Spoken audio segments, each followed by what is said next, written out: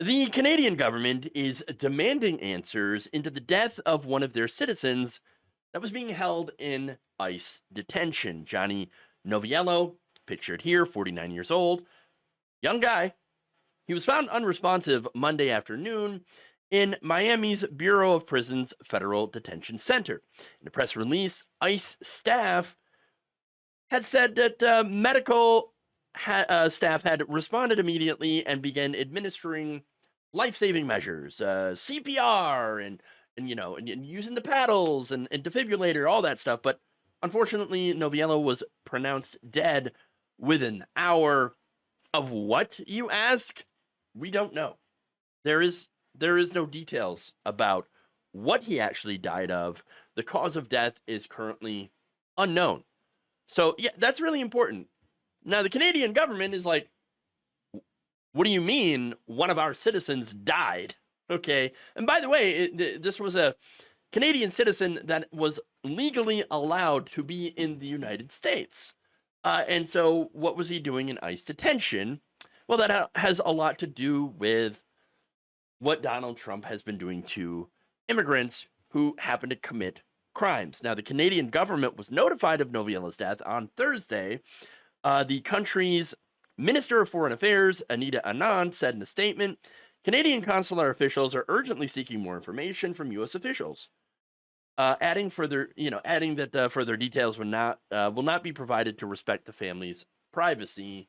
So we're not going to know what happened, but still, Canada's like, we need some answers. What killed him? Now, why was Noviello in ICE detention to begin with? Well, he had been arrested by ICE at a probation office on May 15th and was actually issued a notice to appear for removal proceedings. They were going to deport the guy. Oh, that's really strange. Again, he was a permanent resident of the United States since October of 1991. He was here on a legal visa, okay? Came here in 1989 on a legal visa and was allowed to be here. Well, I mentioned that he had committed a crime. In 2023, he was convicted of drug trafficking and racketeering in Volusia County, Florida. So, very serious crimes, right? Now, he was sentenced, though, for those crimes to just 12 months, a year in prison.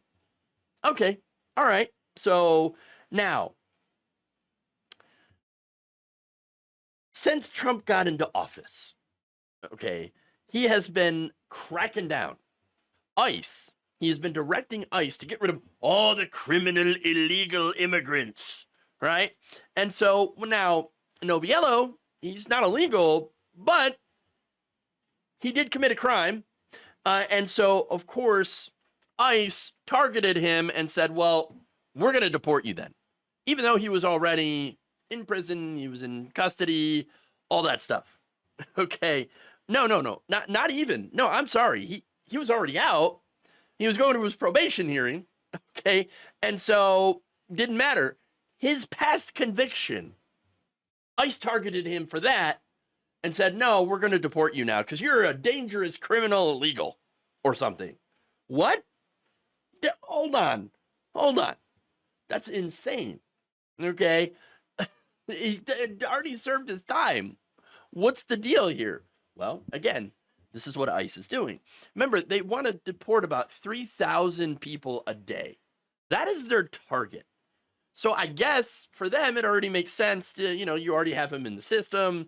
You know where he is. He's checking in on his, probation, all that stuff. So I guess it makes sense for ICE, if you really want to pump up them numbers, to do stuff like this, to go after people like that. Okay. So, I mean, there it is. Now, so he gets picked up by ICE, goes to this detention center, and is about to be deported.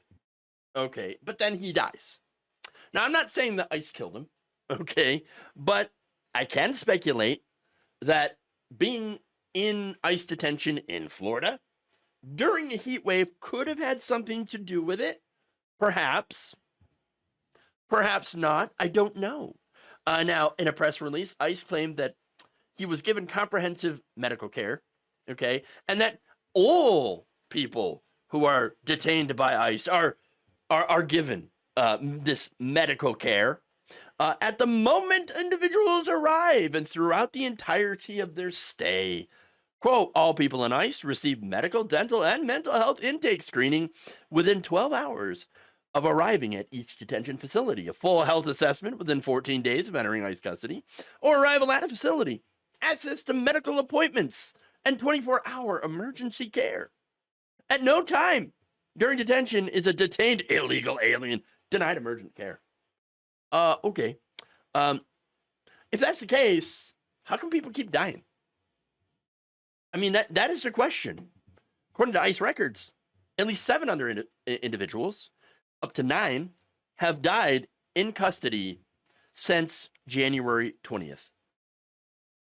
And despite what ICE is saying about, oh, no, we treat everyone well. Look, they've got health care and all this wonderful care. They got everything. I'm going to take the, word of people who are not ICE over ICE. I'm just saying. And speaking of them, there are people who either were there themselves or had family members in ICE detention that have exposed some really, really horrific conditions. Maria, for example, who spoke to NPR and requested that they do not use her last name for fear of retaliation on her brother, who is incarcerated at the Chrome Detention Center in Miami. He'd been there for over 2 months now. She told NPR, this was from June 6th, that he had sent her text messages saying that he had been suffering with a fever and a serious eye infection for about 2 weeks. What happened? I thought they get the best medical care. It turns out they don't. In fact, she says that he had told her that he was denied medication to treat those issues. Oh, not good. In fact, she said there are a lot of sick people there, and they aren't getting medical attention. They are sleeping on the floor, and sometimes don't get meals. They don't eat. So understand that the conditions in that center, at least, are really bad. And you wonder why people keep dying in detention. Not a stretch here. In fact, more than a dozen detainees, family members, and lawyers had described similar issues as Maria, including detainees underfed and in ill health. Chrome, which is run by ICE, had been dogged for years by allegations of inhumane conditions and had even been investigated by the Department of Justice in 2000 on accusations of sexual abuse of detainees. Yeah. In fact, at the time, this year alone, there had been 2 deaths at the facility, according to NPR, a Ukrainian immigrant, Maxim Chernayak, and Genry Ruiz Guillan of Honduras. In fact, Miami-based lawyer Jeff Patello said, quote, I had a client who was at Chrome. He said his client had told him that he ended up sleeping on the floor for a week or 2, and that for food, they were only given a cup of rice and a glass of water for the entire day. Quote, it was very concerning. So yeah, underfed, overcrowded, sickness everywhere, denial of medication. I don't know, it sounds like one of those Soviet gulags that we had been warned about by right-wingers, saying, Obama, he's going to send people to the gulags. Obama. And the left, they're going to throw in everybody, they're throwing the conservatives and everything. No, it turns out they're the ones who are doing it. DeSantis and Donald Trump and ICE are throwing people into these horrific detention centers. ICE, Tom Homan, Kristi Noem, when she's not out there killing puppies. They're overseeing these horrific conditions. And they want to build more. They want to build more of these and stuff more people into them. One person, Jay, told NPR last month that, quote, they're serving rotten food. People are getting sick. My spouse is not eating. Now, this was at the Glades County Detention Center in Moorhaven, Florida. So notice that a lot of these are in Florida, but there are many detention centers across the country now. And again, Trump wants to build more. Now, Satara Gandhari, advocacy director at the nonprofit advocacy group Detention Watch Network, added, we have seen rapid deterioration over the last few months. We're hearing reports that there isn't enough food. She says she's increasingly been hearing accounts from people in detention going hungry. I've heard people use the word starving. Starving. And again, you wonder why people are dying in detention, like this man. These are the conditions that people are being held in right now. I mean, it's inhumane, but guess what? It's inhumane on purpose. They don't want to treat immigrants as human beings. They don't. They don't. And by the way, people, unfortunately, the public at large will give a collective shrug about the people who are in these detention centers because some of them might have a criminal past, like this guy did. That's it. Oh, he's a criminal alien. Well, okay, well, then we can starve them. And, we can put them in these horrible conditions, in these gulags, before, sending them back to whatever country they come from. In this case, Canada. But in many cases, the global south or Central America. And so that's what's going on here. But look, they're using the fact that some people have committed crimes in order to dehumanize all of them. Okay. And again, most of the people that have been picked up and even deported or even sent to other countries like South Sudan or sent to places like El Salvador's CCOT prison have no criminal records. They're not criminals at all. And it doesn't make sending, by the way, people who do have criminal records to those places good. No, I don't agree with that either. But it shows you that the majority of the people being subjected to these conditions are not dangerous, are not violent, are not murderers, are not rapists, are not anyone who commits these crimes. But here's the thing, though, okay? These people are working at Home Depot. Okay, these people are trying to work to support their families. That's what they're doing. But understand, though, that overall, this is not about going after criminals. It never was. If that were the case, if that were really the case, then why is President Trump quietly, the Trump administration, quietly dropping charges against the leaders of MS-13? Remember all the freak out, oh my God, MS-13, terrorist organization. I'm not saying they're good either, but that's the Trump administration saying, well, they're dangerous. Oh, criminals are coming after American citizens. We got to put stop to them. But it turns out that no, according to a report from El Faro, which is an El Salvadoran outlet that is critical of their president, Nayib Bukele, who is of course, an ally of President Donald Trump, turns out that no, the Trump administration is actually not going to charge MS-13 leaders with crimes. Just dropping charges. So now, wait a minute. What does this have to do with Bukele? Well, Bukele, of course, apparently had convinced Trump to drop the charges against these MS-13 leaders.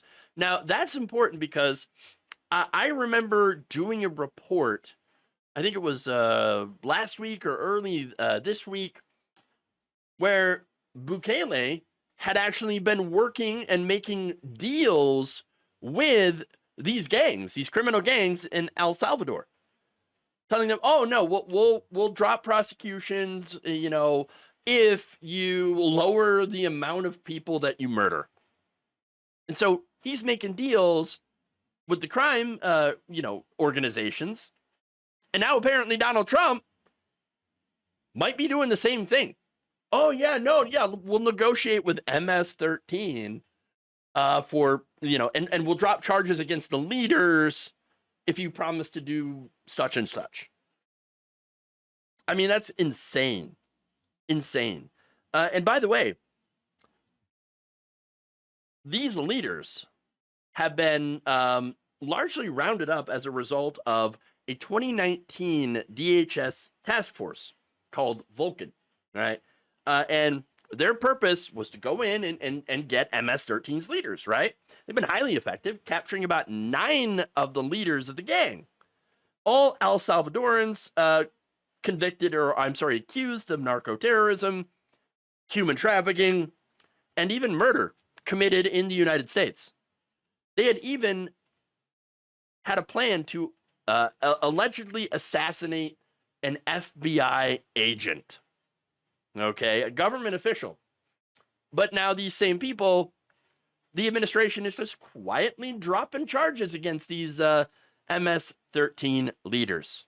Interim U.S. Attorney for the Eastern District of New York, John J. Durham, had asked the Eastern District Court of New York to drop charges against 2 of the 9 leaders, Antonio Lopez Larios, the alias of Greñas, and Vladimir Antonio Arevalo Chavez, also known as Vampiro.